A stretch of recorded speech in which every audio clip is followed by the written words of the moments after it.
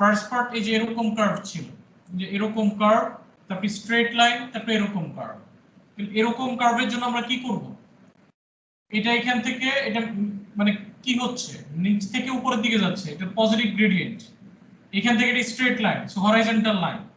এখান থেকে এটা আবার এরকম কার্ভ, সো আবার এরকম আসবে। সো এখান থেকে এটার জন্য টাইমিংটা কতটুকু ছিল, 80। সো এটা টাইমিং তো 80 ঠিকই থাকবে। এখান থেকে এই টাইমিংটা কত, এই টাইমিংটা ছিল 560, টাইমিং 560 থাকবে।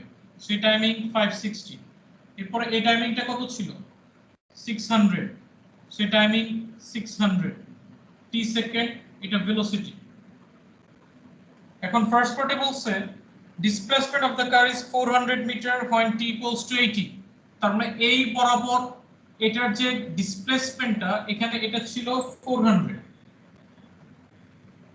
ভেলোসিটি টাইম গ্রাফে আমরা এটা জানি না। হ্যাঁ, তোমাকে শুধুমাত্র এটার ইয়েটা ভেলোসিটিটা এখন জাস্ট ভেলোসিটি রেসপেক্টেই রাখো, এটাকে v দিয়ে তুমি ডিনোট করো।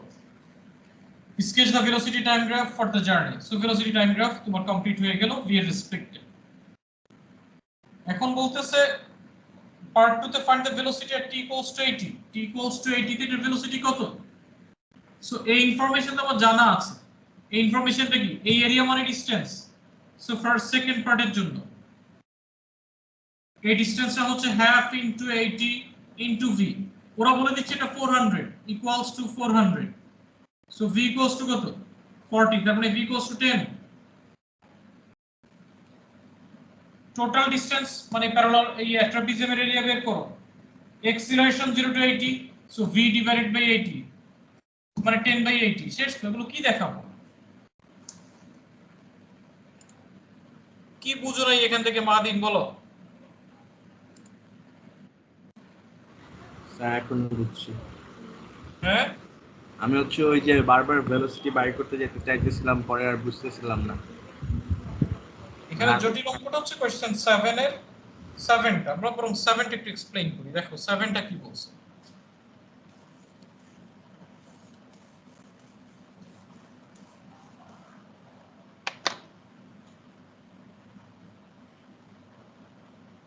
The diagram shows the velocity time graph for the motion of a small stone which falls vertically from rest at a point A above the surface of liquid in a container.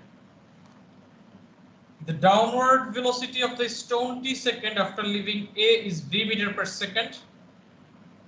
The stone hits the surface of the liquid with velocity 7 meter per second. Point t equals to 0.7. Reaches the bottom of the container with velocity 5 meter per second. Point t equals to 1.2. আচ্ছা, আমরা ফিগারটা একটু draw করি।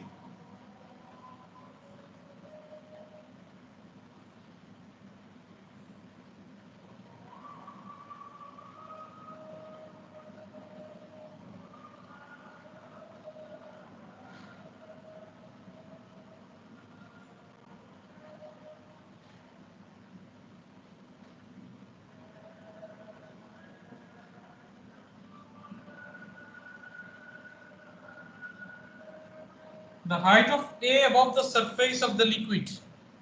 প্রথম পার্টটা খুব সহজ। এটা লিকুইডের সারফেসে কখন টাচ করে, 0.7 সেকেন্ডে। সো 0.7 সেকেন্ড পর্যন্ত এর ডিসটেন্সটাই হচ্ছে তার হাইটটাকে রিপ্রেজেন্ট করতেছে। সো ফার্স্ট পার্টটা খুব সহজেই করে ফেলি। এই নাম্বার একটা triangle, half into base 0.7, height 7, 7 into 0.7 divided by 2,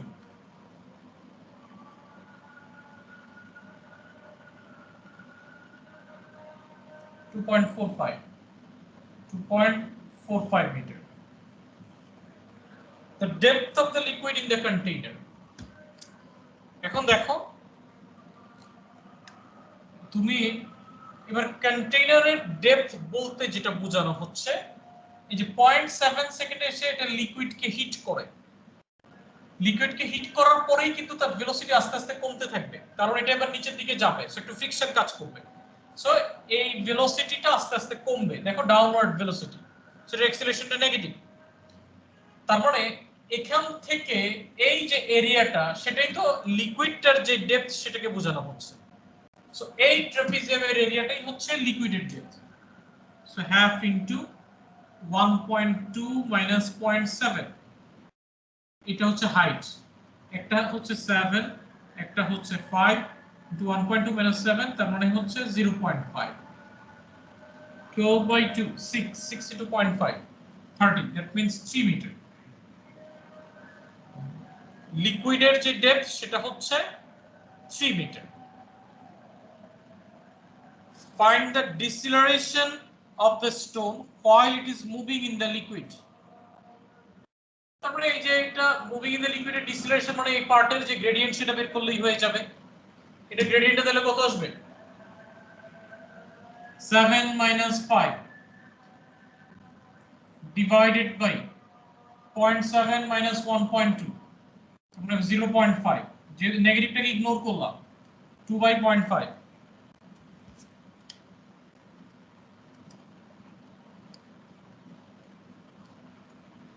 4 deceleration 4 meter per second square এতটুকু নিয়ে কারো কোনো প্রবলেম হবে না প্রবলেমটা হবে কি পার্ট 3 তে 2ab এটা নাম্বার 1 এটা পার্ট 2 দেখো পার্ট 3 তে গিয়ে প্রবলেমটা কি আমরা একটু দেখি পার্ট 3 অ্যাকচুয়ালি কি জিনিস given that the resistance to motion of the stone while it is moving in the liquid has magnitude 0.7 newton find the mass of the stone resistive force এটা দিয়ে দেওয়া আছে 0.7 নিউটন তুমি একটা জিনিস সেভাবে চিন্তা করো একটা পার্টিকেল এটা নিচের দিকে মুভ করতেছে নিচের দিকে যে কোনো জিনিসের একটা নিউটনস থার্ড ল অনুযায়ী আমরা কি জানি রিঅ্যাকটিভ ফোর্স তো আছেই রিঅ্যাকশন ফোর্স যেটা এটা নিচের দিকে নামতেছে কেন তার ওয়েটের জন্য আর এটা রিঅ্যাকশন যে ফোর্স সেটা হচ্ছে আর দিয়ে ডিনোট করতেছে রেসিস্টিভ ফোর্স যেটা এটা নামতেছে নিচের দিকে তার মানে এই ওয়েটটা বেশি রেসিস্টিভ ফোর্স কম তার মানে এটার যে নেট ফোর্স হচ্ছে W minus R net force equals to আমরা কি জানি F equals to ma আমরা O levels থেকে শিখে আসছি যে F equals to ma mass into acceleration so এটা কি অ্যাক্সিলারেশন না ডিসিলারেশন যেহেতু নিচের দিকে নামতেছে রেসিস্টিভ ফোর্সের জন্য এটা ভেলোসিটি কমতেছে সো এটা ডিসিলারেশন m minus a so minus দিয়ে মাল্টিপ্লাই করে দিলে জিনিসটাকে লেখা যাবে r minus w equals to ma এই পার্টটুকু আগে বুঝছো কিনা দেখো একটা পার্টিকেল হ্যাঁ তুমি ধরো এক বালতি পানির মধ্যে তুমি এই পেনটাকে এমনি ছেড়ে দিছো এটা আগে থেকে যে স্পিডে গেছে পানিতে ছেড়ে দেওয়ার পরে কিন্তু অবশ্যই তার স্পিডটা কমে যাবে কারণ এখানে রেসিস্টিভ ফোর্স কাজ করবে তারপর এটা নিচের দিকে যাবে কেন যাবে কারণ তার ওয়েট কাজ করতেছে উপরের দিকে যে ফোর্সটা সে ফিল করবে যে রেসিস্টিভ ফোর্স তারপরে নিচের দিকে যেহেতু যাচ্ছে এই ফোর্সের পরিমাণ বেশি সেটা হচ্ছে ওয়েট আর উপরের দিকে যে ফোর্সটা ফিল করতেছে সেটা রেসিস্টিভ ফোর্স সো এটার যে নেট ফোর্সটা হচ্ছে W minus R equals to net ফোর্সের ফর্মুলা আমরা জানি F equals to ma m বলতে mass a হচ্ছে acceleration যদি অ্যাক্সিলারেট করতেছে না ডিসিলারেশন এর জন্য নেগেটিভ এ সো নেগেটিভ সাইনের জন্য দুই পাশে মাইনাস দিয়ে মাল্টিপ্লাই করে r minus w equals to ma লিখলাম বের করতে বলছে অ্যাকচুয়ালি mass এই r যেটা সেটা দিয়ে দেওয়া আছে কত দেওয়া 0.7 আমরা আরেকটা ফর্মুলা জানি যে weight equals to m into g এটা আমরা জানি ও লেভেলস থেকে পড়ে আসছি যে w equals to mg mg equals to ma এবার m কে সাবজেক্ট করো 0.7 equals to mg plus ma তার মানে m into a plus g equals to 0.7 m equals to 0.7 a বলতে এক্সিলারেশনটা কি আমরা জানি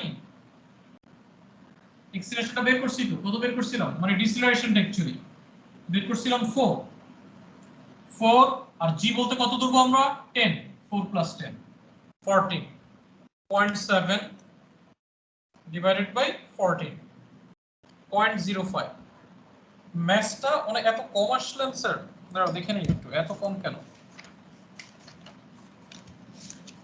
নাম্বার 7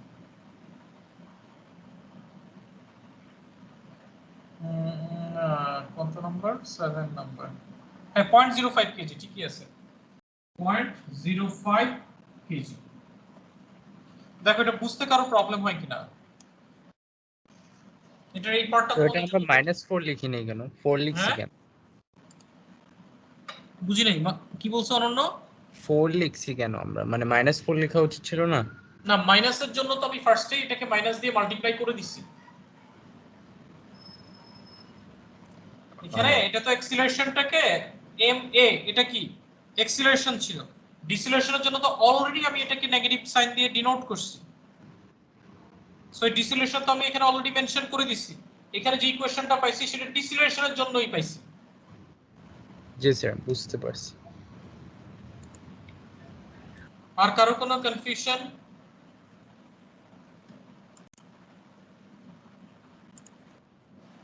দেখো পরের অঙ্কটাও বেশ ডিফিকাল্ট আছে কিন্তু এটা আজকে আর এক্সপ্লেইন করার সময় পেলাম না নাম্বার 8 তোমরা বাসায় যেটুকু করবা সেটা হচ্ছে 13 পর্যন্ত চেষ্টা করবা এখানে অঙ্কগুলো ম্যাক্সিমামই এক্সপ্লেইন করতে হবে কারণ অঙ্কগুলো একটু ডিফিকাল্ট আছে বেশি অঙ্ক কিন্তু দেই নাই 13 পর্যন্ত না 13 না তোমরা 15 পর্যন্ত চেষ্টা করো কারণ এখানে দেখা যাবে অনেকগুলো অঙ্কই পারবা না সো দেখা যাবে রেখেই দিচ্ছ 15 পর্যন্ত চেষ্টা করবা 15 পর্যন্ত যেগুলো যেগুলো পারো না সেগুলো আমরা নেক্সট ক্লাসে এক্সপ্লেইন করব যেগুলো প্রবলেম হয় শুধু সেগুলোই এক্সপ্লেইন করব এখন তোমরা যদি বলো যে সব অঙ্ক বসে বসে এক্সপ্লেইন করে দেই তাহলে আমরা সিলেবাস কিন্তু কমপ্লিট করতে অনেক সময় লেগে যাবে বাসায় একটু হোমওয়ার্ক করতে হবে প্র্যাকটিস করতে হবে আর ওই ক্লাসে অনেকে লেটে ঢুকো তার জন্য এক্সপ্লেনেশনের টাইম দেখো দেরি হচ্ছে না হয় কিন্তু আমরা আজকে 8 নাম্বারটা এক্সপ্লেইন করে দিতে পারতাম কারণ 8 নাম্বারটা আসলে ডিফিকাল্ট একটা ম্যাথস 8 নাম্বারটা অনেকেই পারবে না তারপর 9 নাম্বারটা হয়তো অনেকে পারতে পারো 10 নাম্বারটাও অনেকে পারতে পারো তবে 10 নাম্বারটা একটু ডিফিকাল্ট আছে যেমন নাম্বার 13 এ গিয়ে আবার প্রবলেম ফেস করবা ঠিক আছে 15 পর্যন্ত চেষ্টা করো দেখো কতটুকু পর্যন্ত কে করতে পারো না হলে আমি এক্সপ্লেইন করে দিব নেক্সট ক্লাসে আমি আজকে ছেড়ে দিচ্ছি হ্যাঁ আল্লাহ হাফেজ